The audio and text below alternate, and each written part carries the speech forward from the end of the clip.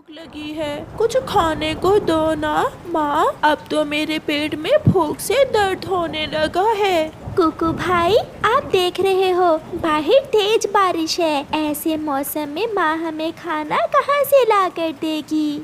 ऐसे भूखे बच्चों की बातें सुनकर मम्मा चिड़िया बहुत दुखी थी, क्योंकि कई दिन से लगातार बारिश होने के कारण घर में खाने को कुछ भी नहीं बचा था। बच्चों, अभी आप थोड़ा इंतजार करें। जैसे ही बारिश थोड़ी कम होगी, मैं आपके लिए भोजन ले आऊंगी। मम्मा, आप कबूतर अंकल को फोन करें ना कि वो हमें कुछ खाने को दे जाएं। फिर कुछ देर सोचने के बाद मम्मा चिड़िया कबूतर चाचा को फोन करती है। आपका फोन बज रहा है। ये तो रानो चिड़िया की कॉल है। हेलो रानो चिड़िया। कबूतर भैया, मेरे बच्चे भूखे हैं। क्या आपके घर में कुछ खाने को है? अगर है तो थोड़ा सा मुझे। मैं क्या बताऊं चिड़िया बहन, मेरे बेटे को 2 दिन से तेज बुखार है और घर में खाने को कुछ भी नहीं है। मैं और मेरी पत्नी भी भूखे ही हैं। निराश होकर चिड़िया फोन रख देती है। मम्मा, क्या कहा कबूतर चाचा ने? मगर चिड़िया खामोश रहती है। आजकल की बारिशें कई दिन तक चलती हैं। अगर ऐसे घर में बैठे रहे तो हमारे छोटे से बच्चे का क्या होगा? हाँ, मुझे निकलना होगा। मुझे अपने बच्चे की खातिर ऐसी तेज बारिश में ही घर से निकलना होगा। अगर किकी की तबीयत ठीक होती तो मैं भी आपके साथ जाती। नहीं, मैं रानो चिड़िया को साथ ले जाता हूँ। ऐसा कहते हुए कबूतर रानो चिड़िया के घर की तरफ जाता है। कौवा और कौवी भी अपने घर में भूखे ही बैठे हुए थे। न जाने ये बारिश कब रुकेगी और कब हमें कुछ खाने को मिलेगा। मैंने बरसात से पहले तुम्हें कहा था कि भोजन जमा कर लेते हैं, मगर तुमने मेरी एक न सुनी। चुप कर जा ओए कालू, सबके पति भोजन लाते हैं, एक तुम हो नकम्मे कहीं के। मेरी तो किस्मत ही खराब थी जो तुम जैसे नखट्टू से मेरी शादी हुई। तो क्या करूं? ऐसी बारिश में मर जाऊं? जाओ और किसी पक्षी के घर से भोजन चुरा कर लाओ, वरना अभी के अभी मैं अपने मैके चली जाऊंगी। गोरी की ये बात सुनकर कालू हमेशा डर जाता था, इसलिए वो भी अपने घर से निकलता है। एक मिठू तोता ही था जिसे भोजन की कोई चिंता नहीं थी, क्योंकि उसकी दोस्ती बड़े पुराने पेड़ से जो थी। वो पेड़ बहुत शक्तिशाली था, वो सब कर सकता था। मेरा दोस्त कितना अच्छा है, मेरा दोस्त कितना सच्चा है, मेरा दोस्त कितना सुंदर है। जब भी मिठू अपने दोस्त पेड़ से ऐसे कहता, वो पुराना पेड़ मिठू को तरह तरह के भोजन दे देता। मिठू, जब तक बरसात है तुम भोजन की कोई चिंता ना करना। जब भी भूख लगे तो मेरे पास चले आना, मैं तुम्हें भोजन दूंगा। मेरे दोस्त भी भूखे होंगे, क्या मैं उन्हें भी आपके पास भेज दूं? हाँ, जो भी पक्षी भूखा होगा मैं उसे भोजन दूंगा। फिर मिठू अपनी फलों वाली टोकरी उठाकर वहाँ से चला जाता है। चिड़िया, चलो मेरे साथ चलो। अगर घरों में बैठे रहे तो भूख से मर जाएंगे। कबूतर की आवाज सुनकर चिड़िया जल्दी से घर से बाहर आती है। हमें जाना होगा, अपने लिए ना सही अपने बच्चों के लिए जाना होगा भोजन की खोज में। हाँ कबूतर भैया, अपने बच्चों के लिए अब हमें कुछ ना कुछ करना ही होगा। चिड़िया और कबूतर वहाँ से उड़ते हैं। रास्ते में एक पेड़ पर कौवा बैठा हुआ था। चिड़िया और कबूतर वहाँ रुकते हैं। कौवे भैया, हम दोनों अपने बच्चों के लिए भोजन की खोज में जा रहे हैं, आप ही हमारे साथ चलें। जाओ जाओ, तुम जाओ। मैं कालू कौवा तुमसे बड़ा हूँ, मुझे तुम्हारे साथ उड़ने में शर्म आती है। कौवे की ये बात सुनकर चिड़िया और कबूतर वहाँ से चले जाते हैं। मैं तो तुम्हारा ढूंढा हुआ भोजन ही चुराऊंगा। कबूतर भैया, वो देखिए सामने तोता मीठे फल लेकर आ रहा है, चलो जाकर उसे पूछते हैं। तोता भी चिड़िया और कबूतर को देखकर रुक जाता है। मिठू, ऐसी तेज बारिश में आपको मीठे मीठे फल कहाँ से मिल गए? पुराना पेड़ मेरा दोस्त है, आप भी फल ले सकते हैं। बस जाकर इतना कहें, मेरा दोस्त कितना अच्छा है, मेरा दोस्त कितना सच्चा है, मेरा दोस्त कितना सुंदर है। चिड़िया और कबूतर खुशी खुशी वहाँ से चले जाते हैं और पुराने पेड़ के पास जाकर चिड़िया कहती है, मेरा दोस्त कितना अच्छा है, मेरा दोस्त कितना सच्चा है, मेरा दोस्त कितना सुंदर है। चिड़िया का बस इतना कहना था कि वो पेड़ उन्हें मीठे मीठे फलों की 2 टोकरियां दे देता है। दुष्ट और चोर कौवा थोड़ी दूर छुपा ये सब देख रहा था। आप भी अच्छे और सच्चे पक्षी हो, फिर मैं क्यों आपको भूखे रखूं? चिड़िया और कबूतर पेड़ को धन्यवाद बोलकर वहाँ से चले जाते हैं। दुष्ट कौवा भी जल्दी से पेड़ के पास आता है, मगर वो भूल जाता है कि चिड़िया और कबूतर ने क्या कहा था और वो कहता है, मेरा दोस्त कितना बुरा है, मेरा दोस्त कितना झूठा है, मेरा दोस्त कितना भद्दा है। ये सुनकर वो पुराना पेड़ गुस्से हो जाता है और वो अपनी डाल से कौवे की खूब पिटाई करता है। छोड़ दो, मुझे छोड़ दो पेड़ जी, मेरा दोष क्या है? गंदे कौवे, मेरा दोस्त कितना अच्छा है, मेरा दोस्त कितना सच्चा है, मेरा दोस्त कितना सुंदर है, ऐसे कहो। फिर कौवा ऐसे ही कहता है और वो पेड़ कौवे को भी फलों की एक टोकरी दे देता है और कौवा भी पिटने के बाद फल लेकर घर चला जाता है। कबूतर अपने परिवार के साथ बैठा बारिश के मौसम में फल खा रहा था।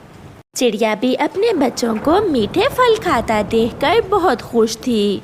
मम्मा, अगर भूख ना हो तो ये बारिश बहुत अच्छी लगती है। हाँ मेरी गुड़िया, अगर घर में कुछ खाने को हो तो बरसात का मौसम फिर ही अच्छा लगता है। फिर गुड़िया और कुकू भोजन खाने के बाद अपनी मम्मा के साथ सो जाते हैं और बारिश का पानी उन्हें लोरी सुना रहा था। लूसी कबूतरी का पति उसे जरूरत की हर चीज ला कर देता, उसे अच्छे फल ला कर देता, उसे मिठाइयाँ ला कर देता, उसके पास घर था, सब कुछ था, मगर लूसी कबूतरी फिर भी खुश ना थी, क्योंकि उसकी पड़ोसन गोरी कौवी हर समय उसे शहर की बातें सुना सुना कर दुखी किए रखती थी। लूसी, मैं कल फिर शहर जा रही हूँ, वहाँ बड़ी बड़ी सड़कें हैं, ऊंची ऊंची बिल्डिंग्स और बड़ी बड़ी गाड़ियाँ, बहुत रौनक होती है शहर की जिंदगी में। क्या शहर में रात को भी दुकानें खुली रहती हैं? तुम भी पागल हो, शहर में तो दिन और रात का फर्क ही नहीं है। जब मन चाहे बाहर जाओ और पिज्जा बर्गर खाओ, जब चाहो किसी पार्क में जाकर बैठ जाओ, कोई रोकने वाला नहीं है। मैंने भी अपने पति से कई बार कहा है कि मुझे भी शहर ले जाओ, मगर मेरा पति तो मेरी एक नहीं सुनता। जैसे मैंने अपने पति को मनाया, ऐसे ही तुम भी मनाओ। वो कैसे गोरी, तुमने कैसे मनाया अपने पति को शहर जाने के लिए? जब घर आए तो उसे रोटी पानी का ना पूछना और फिर 2-4 दिन के लिए अपने मैके चली जाओ, फिर देखना तुम्हारा पति तुम्हारी हर बात मानेगा। कबूतर भैया, क्या बात है? कुछ दिनों से आप कुछ परेशान दिखाई दे रहे हैं। क्या करूं चिड़िया बहन, मेरी पत्नी हर समय शहर जाने की जिद करती रहती है। मैं कैसे उसे शहर ले जाऊं? मेरा व्यापार यहाँ है, घर यहाँ है, दोस्त मित्र सब यहाँ है। लूसी को ये नहीं पता कि शहर की जिंदगी में यहाँ आसानियाँ हैं, वहाँ बहुत मुश्किलें भी हैं। आप उसे समझाना, वो जरूर समझ जाएगी। फिर जब कबूतर शाम को घर आता है तो उसकी पत्नी अपना मुंह बनाए बैठी थी। लूसी, मुझे खाना दो, जाकर रसोई में खुद ही खा लो। कल से वो गोरी कवि आई हुई है। उसने जरूर फिर से तुम्हें शहर के सुहाने ख्वाब दिखाए होंगे। जो भी है, अब मैंने फैसला कर लिया है। अगर तुम मुझे शहर ना लेकर गए तो कल मैं अपने मैके चली जाऊंगी। ये सुनकर कबूतर डर जाता है। नहीं नहीं लूसी, आप ऐसा ना करना। अगर तुम्हारी यही इच्छा है तो मैं तुम्हें कल शहर ले जाऊंगा। ये सुनकर लूसी बहुत खुश हो जाती है और अपने पति को खाना लाकर देती है। मैं सोच रही हूँ कल को हमारे बच्चे होंगे। यहाँ तो कोई ढंग का स्कूल भी नहीं है। कम से कम शहर में हम अपने बच्चों को अच्छी तालीम तो दिलवाएंगे। फिर दूसरे दिन कबूतर और उसकी पत्नी कुछ जरूरी सामान लेते हैं और शहर की तरफ चले जाते हैं।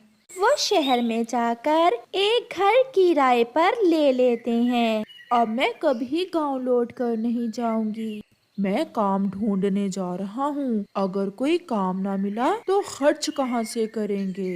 फिर कबूतर काम ढूंढने चला जाता है। मैं गोरी कौवी से मिलकर आती हूँ। वो मुझे देखकर बहुत खुश होगी। लूसी कबूतरी गोरी कौवी से मिलने चली जाती है। लूसी गोरी के घर की डोरबेल बजाती है। गोरी का बेटा जग्गू दरवाजा खोलता है। जी आंटी, कौन है आप और किससे मिलना है। मैं लूसी कबूतरी हूँ। बेटा, मम्मा को बताएं कि गांव से लूसी आंटी आई हैं। मम्मा मम्मा, गांव से कोई लूसी आंटी आई है। तो लूसी भी आ गई शहर। उसे घर में ले आओ।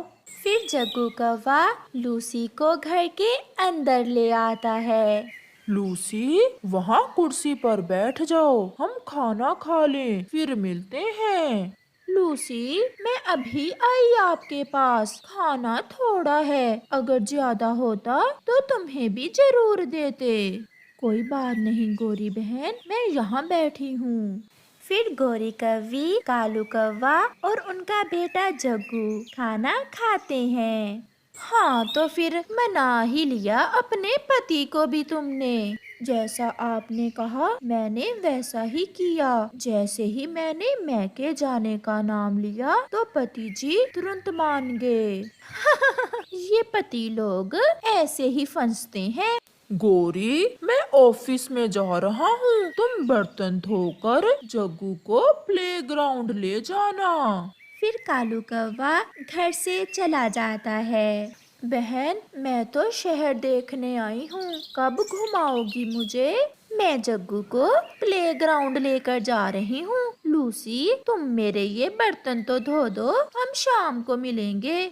ऐसा कहते हुए गोरी जग्गू को लेकर घर से चली जाती है। लूसी गोरी का ऐसा व्यवहार देखकर थोड़ी निराश होती है, मगर फिर वो गोरी के बर्तन धोने लगती है। ऐसे ही 3 दिन गुजर जाते हैं। लूसी और कबूतर के पास जमा राशन खत्म हो जाता है। गैस का सिलेंडर भी खाली होने को था और बिजली का बिल आ गया था। अगर कोई बड़ा काम नहीं मिलता तो कहीं मजदूरी ही कर लें आप। हाँ, आज मैं यही सोच रहा हूँ। फिर कबूतर घर से जाता है और एक गोदाम में बोरियां उठाने का काम करने लगता है। गोरी तो कहती थी कि शहर की जिंदगी में बहुत मजे हैं, मगर मैं तो जिस दिन से आई हूँ पेट भर के खाना भी नहीं मिला। आज तो मैं पिज्जा खाकर ही रहूंगी। फिर आखिरी जो कुछ पैसे लूसी के पास बचे थे, लूसी वो पैसे लेकर पिज्जा खाने चली जाती है। उसे नहीं पता था कि पिज्जा कहाँ से मिलेगा। वो एक सब्जी की दुकान पर चली जाती है। भाई जी, पिज्जा कहाँ से मिलेगा। लगता है गांव से आई हो। हाँ, मैं पहाड़ों वाले गांव से आई हूँ। वो सामने है फास्ट फूड की शॉप। लूसी अपने ध्यान बैठी हुई थी जब पीछे से एक उल्लू आता है और लूसी का बैग छीनकर भाग जाता है। बचाओ बचाओ, वो मेरा बैग ले गया, कोई पकड़े उसे। मगर वो उल्लू तो दिन दिहाड़े सबके सामने डाका मारकर भाग गया था, कोई भी उसे नहीं पकड़ता। फिर लूसी रोती हुई गोरी कौवी के घर जाती है। गोरी, मैं पिज्जा खाने गई थी बाजार कि कोई चोर मेरा बैग छीन कर ले गया, मेरे सारे पैसे भी गए और मेरी माँ की निशानी, मेरा हार भी वो चोर ले गया। ये गांव नहीं है, यहाँ ध्यान से रहना पड़ता है। गोरी बहन, घर में कुछ भी नहीं है, आप मुझे थोड़े से पैसे उधार दे दें, मैं आपको बाद में लौटा दूंगी। मेरे पास भी इतने पैसे तो नहीं है, मगर मैं कुछ करती हूँ। तब तक तुम मेरे जग्गू के कपड़े तो धो दो, और हाँ, घर की सफाई भी कर देना। फिर लूसी जग्गू के कपड़े धोती है और घर की सफाई भी करती है।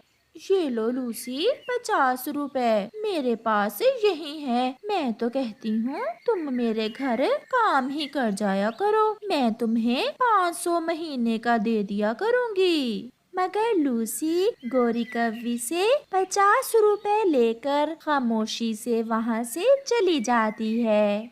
शाम को लूसी का पति भी घर आ जाता है। उसके पास कुछ सब्जियाँ थीं।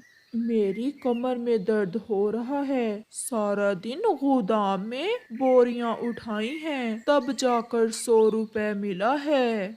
लूसी आज चुप थी, वो कुछ बोल नहीं रही थी। शायद अब जाकर उसे अपने किए हुए गलत फैसले का एहसास हो रहा था। मैं ये सब्जियां बनाती हूँ और आप इन पैसों में से 50 रुपए गोरी कौवी को दे आए और बाकी के पैसों से बिजली का बिल दे दें। अगर सारे पैसे खत्म हो गए तो हम कल क्या खाएंगे? पति जी, मुझे माफ कर दें, मेरी वजह से आपको बहुत परेशान होना पड़ा। हम नहीं रहेंगे शहर में, हम आज ही अपने गांव वापस चले जाएंगे। ये सुनकर उसका पति बहुत खुश हो जाता है और फिर ऐसे वो दोनों अपने गांव वापस आ जाते हैं। लूसी को अपने घर आते ही ऐसा सुकून मिलता है जो उसे 10 दिनों में शहर में नहीं मिला था।